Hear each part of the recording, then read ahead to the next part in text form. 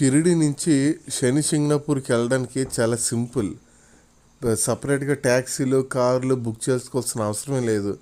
ఆ టెంపుల్ దగ్గర నుంచి బయటకు వస్తే గేట్ నెంబర్ 7 నుంచి బయటకు వస్తే మెయిన్ రోడ్ దగ్గర బోల్డ్ మంది ఈ టెంపో ట్రావెలర్స్ వాళ్ళు చూస్తున్నారా. ఈ టెంపో ట్రావెలర్ జస్ట్ 200 ఇస్తే షిరిడి నుంచి శని సింగనాపూర్ తీసుకెళ్ళి అక్కడ శని సింగనాపూర్లో ఆ శనీశ్వరుడి విగ్రహానికి దర్శనం చేయించి మళ్ళీ అక్కడి నుంచి తిరిగి తీసుకొచ్చి షిరిడి దగ్గర దింపేస్తారు.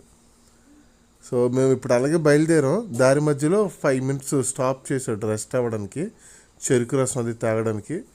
ఈ ఆవు చేత స్వచ్ఛంగా ఎటువంటి మిషనరీ లేకుండా చెరుకు రసాన్ని ముక్కలు ముక్కలుగా పిండి చేసి అందులోంచి వచ్చిన రసాన్ని మాకు గ్లాసులో వేసి కేవలం చిన్న గ్లాసులో అతి తక్కువ ధరలో అంటే 30 రూపాయలకి ఆ గ్లాస్ చూస్తున్నారా.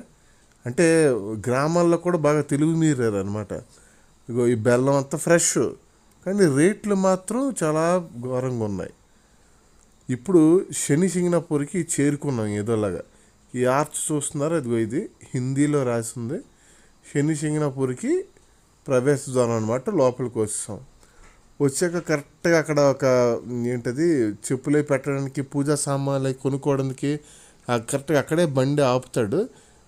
మరి మిగతా వాళ్ళు కార్లలో సొంత కారులని ట్రావెల్స్ ద్వారా వచ్చిన వాళ్ళు క్యాబులు బుక్ చేసుకుని వచ్చిన వాళ్ళందరూ కూడా అక్కడే పార్కింగ్ చేస్తారనమాట. సో అక్కడ దిగిపోయిన వెంటనే అక్కడ మరి ఇంకా తెలుసు కదా, మళ్ళీ మొదలవుద్ది. తీసుకోండి అమ్మా, పూజకి అది చేయండి అమ్మా, ఇదిగో నూనెమ్మ, అదిగో సర్బత్ తాగండి అమ్మా, ఇలాగ అన్నీ పెడుతుంటారు. చక్కగా దర్శనం చేసుకొని వచ్చేవాళ్ళు వచ్చి లేదు అనుకుంటే ఈ తైలంకి సంబంధించిన తైలాభిషేకాలు చేయిస్తారు కదా శనీశ్వరుడివి, అవి కావాలనుకున్న వాళ్ళు, ఆ నమ్మకాలు ఉన్నవాళ్ళు, ఆ మొక్కులు మొక్కుకున్న వాళ్ళు అంతా వచ్చి ఆ పూజలు ఏమైనా ఉంటే కూడా అవి కూడా చేసుకోవచ్చు అనమాట. మంచి కోవాలు అమ్ముతున్నారు అక్కడ. గేదెలు ఆవులు విపరీతంగా కనిపిస్తున్నాయి. బహుశా అందుకే కోవాలే ఇవన్నీ స్వీట్లు అవి దొరుకుతున్నాయి. ఇది ఎంత ఏదైనా గ్రామం కావడంతో అన్ని రకాలు ఫెసిలిటీస్ ఉన్నాయి. ఈ శని సింగనాపూర్కి చరిత్ర ఏంటంటే, అసలు ఒకప్పుడు దీన్ని ఉత్తిని సింగనాపూర్ అని మాత్రం పిలిచేవారు. అన్ని ఊర్లాగా ఇది కూడా ఒక ఊరు, చిన్న గ్రామం అంతే. అయితే ఒక పెద్ద వరదలే వచ్చి కొట్టుకుపోతున్నప్పుడు ఒక పెద్ద విగ్రహం, శివలింగాకారం నాటిది విగ్రహం, నెల్లరాయి ఒక చెట్టుకు ఆనుకొని వరదకు కూడా కొట్టుకోకుండా అలా ఉండిపోయింది. అది చూసిన ఒక గొర్రెల కాపరి ఏంటా అని చూడడానికి వెళ్తే ఆ రాతిలోంచి రక్తం కారణం గమనించాడు. అది భయపడిపోయి ఏంటో దెయ్యం పోతాం అనుకుని ఇంటికి వెళ్ళిపోయాడు. అయితే నిద్దట్లోనే అతనికి ఆ విగ్రహాన్ని, నేను శనీశ్వరుణ్ణి, నన్ను పూజించండి అని చెప్పి కలలో శని భగవానుడు వచ్చి చెప్పాడంట.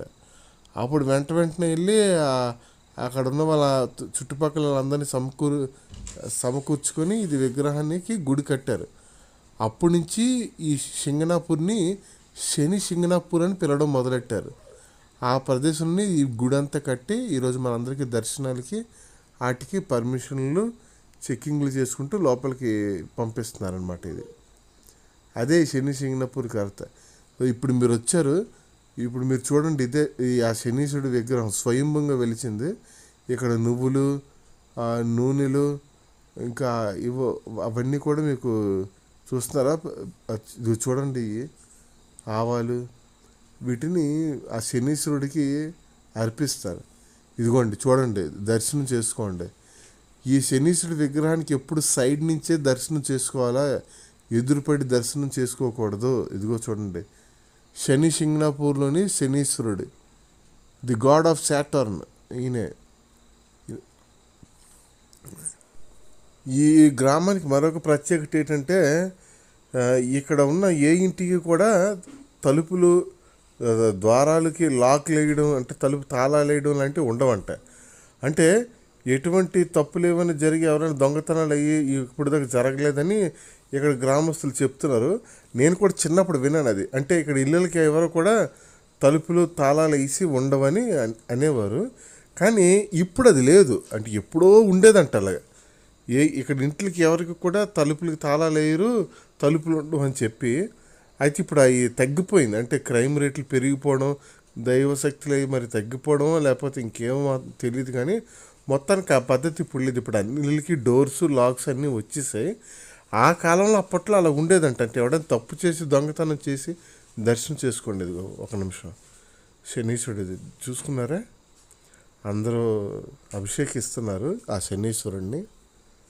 ఆ, నేను కూడా మరి ఇంత దూరం ఎక్కడి నుంచి వచ్చాం కనుక నాకు తోచినది ఏదో చిన్న హుండీలో ఎంత వేద్దామని చెప్పి వచ్చాను.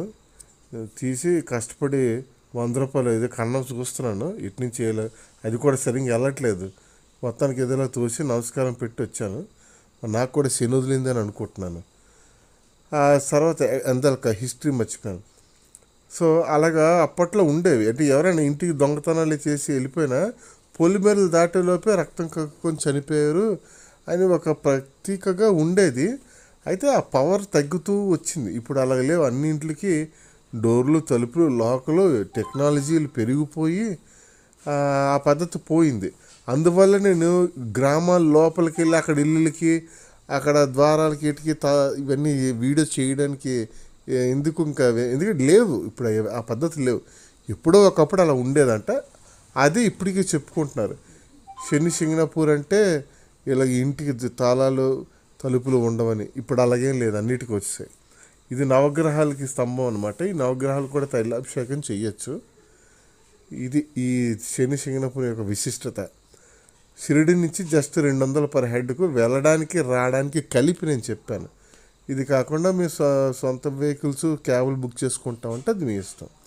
ఇది చూస్తున్నారా, 9 నవగ్రహాలకు సంబంధించిన గుడి కొత్తది పక్కన కట్టారు. ఇది కూడా మీరు చూడొచ్చు. మొత్తానికి ట్రిప్పు షిరిడి వెళ్తే ఇది అది 2 కలిపి చూడొచ్చు. హిందీలో వినాలనుకుంటే హిందీలో కూడా వీడియో సపరేట్గా చేసాం, సేమ్ పేరుతో, రాకీ వాకర్ పేరుతో. మరి మీరంతా చూసి ఆనందించి సబ్స్క్రైబ్ చేసి ఎంకరేజ్ చేస్తారని నేను ఆశిస్తున్నాను.